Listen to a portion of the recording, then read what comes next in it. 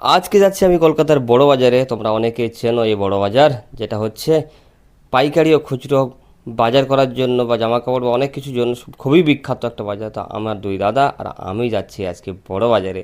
তো চলো তোমরা পুরোটা সঙ্গে থাকো আর কি।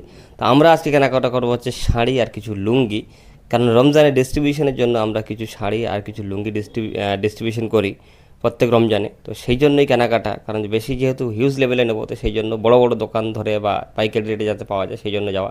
আমরা চলে এসেছিলাম প্রথমে একটা মিনি স্টোরে খুব বেশি এটা পছন্দ হয়নি। আর আমরা একটু ঘুরে ঘুরে দেখছিলাম যে কোথায় একটু কমের মধ্যে পাওয়া যায়, আর তার সঙ্গে সঙ্গে কোয়ালিটির যেন কম্প্রোমাইজ না হয়। তো দুটো বিষয় আমরা দেখছিলাম ঘুরে ঘুরে। তো আমরা বেশ কয়েকটা দোকান দেখার পর এই দোকানে আমাদের মোটামুটি শাড়ি সব পছন্দ হয়ে গেল। আর আমি একটু চেক করে দেখছিলাম যে কাপড়ের কোয়ালিটি কেমন রয়েছে, ঠিক আছে, তার সঙ্গে সঙ্গে প্রাইস, কারণ কোয়ালিটি কোয়ান্টিটি দুটোই দরকার। যেহেতু ডিস্ট্রিবিউশন করতে হবে রমজানে, একটু ভালো দেওয়াটা জরুরি। তো আমাদের এখানে ফাইনালি সব শাড়ির আমাদের চুজ হয়ে গেছে, আমরা মোটামুটি কিনে নিলাম। এরপরে আমরা কিনতে এলাম হচ্ছে লুঙ্গি।